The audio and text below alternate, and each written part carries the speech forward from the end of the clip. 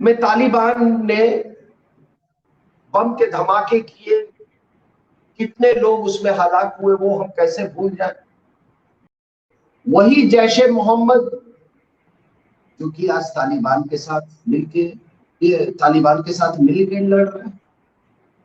तो उन्होंने पूछा कि भाई ये बताओ कि जो तुम यहाँ मुसलमान 4-5 करोड़ हैं, इन्होंने मुस्लिम लीग को वोट दिया और पाकिस्तान बनवाने में इनकी भूमिका है, और ये पाकिस्तान बनवाने में साथ में खड़े थे, अब ये भारत में पड़े हैं, तो मैं पूछना चाहता हूं कि एक ही रात में ये दिल कैसे बदल गया? क्या एक ही रात में दिल बदल गया? अब बताइए पुष्पेंद्र जी कि जो इस धरती का टुकड़ा में एक टुकड़ा जिसका कोई झंडा ना हो, ना कोई टेरिटरी हो, डिफाइंड टेरिटरी हो, क्योंकि टेरिटरी भी कंटेस्ट की जा रही है, उसमें सरकार कैसे बन सकती है और उस सरकार का औचित्य क्या होगा?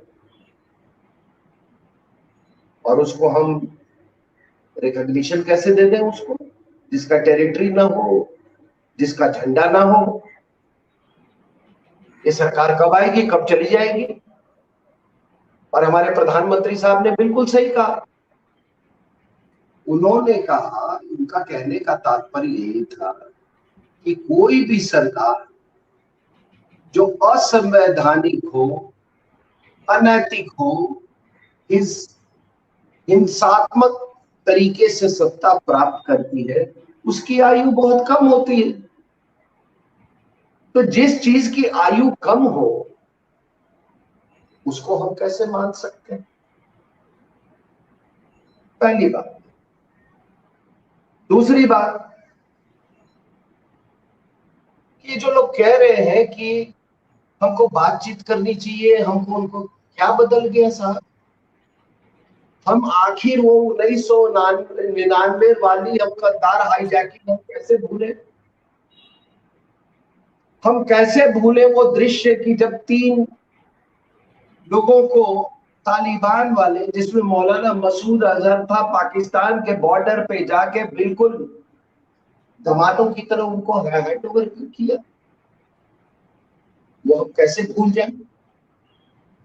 हमारे इतने कॉन्सुलेट्स में तालिबान ने बम के धमाके किए, कितने लोग उसमें हलाक हुए वो हम कैसे भूल जाए?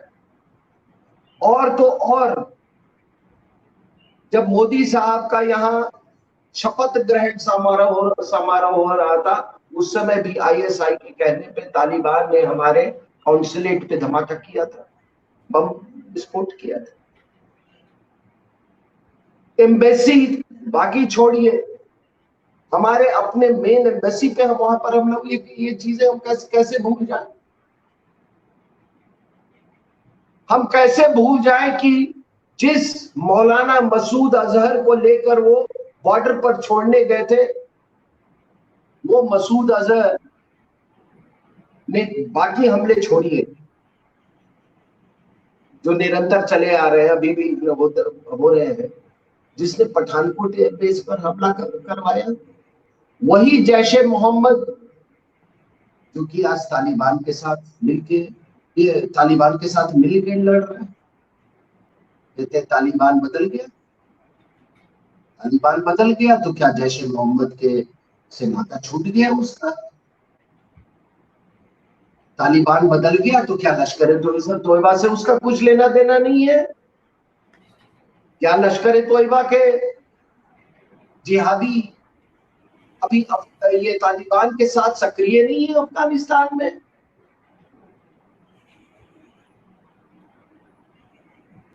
और ये लोग किसके द्वारा नियंत्रित है? ये सब पाकिस्तान के द्वारा नियंत्रित है। ये बात हम कैसे भूल जाए? तो साहब इतना भी नहीं, वो अगर बदले, आप कहते हैं कि वो बदल गए, तो इतना भी नहीं बदल गए वो कि उनको इस्लामिक तालिबान की बात कर रहा हूं कि इस्लामिक पाकिस्तान से जो मोहब्बत है वो नफरत में बदल जाए। इतना भी नहीं बदले हैं कि काफिर हिंदुस्तान से नफरत मोहब्बत में बदल जाए। आपने जब बदलने की बात कही और इतना भी नहीं बदले हैं कि काफिर हिंदू मुल्क से उनको दोस्ती हो जाए, मुझे इस बदलने पे एक सरदार पटेल ने 3 जनवरी 1948 को कलकत्ता में एक स्पीच दी थी, और उस स्पीच में जो आपने शब्द अभी इस्तेमाल किए हैं बिल्कुल हूबहू कार्बन कॉपी थी। उसमें वो ये कहते हैं कि भाई भारत का विभाजन हो गया और यहाँ 4-5 करोड़ मुसलमान पड़े हैं, और अब ये मुसलमान यहाँ रह रहे हैं और अब से यहाँ तमाम सारी बातें हो रही हैं।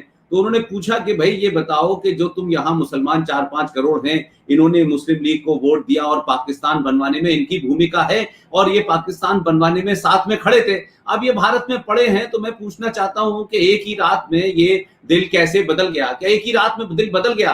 क्या एक ही रात में तो ये बिल्कुल मुझे लगता है कि जो आपने कहा कि भाई अब ये जो दिल बदलने वाली बात कही जा रही है कि काफिर हिंदू के मुल्क के लिए इनका दिल बदल गया, ये वही है जो सरदार पटेल ने 3 जनवरी 1948 को कलकत्ता में दिल बदलने की बात कही थी। लेकिन आज देखिए कि सरदार पटेल की बात को आपने without going to the back आपने हूबहू वही कहा है, वही बात है। तो ये जो होता है ना, दिल बदल गया है, अब वो बदल गए हैं, 79 का तालिबान अलग था, ये अच्छा तालिबान है, ये गुड टेररिस्ट और बैड टेररिस्ट वाली कहानी ये फिर चलेगी, मुझे लगता है सिंह साहब।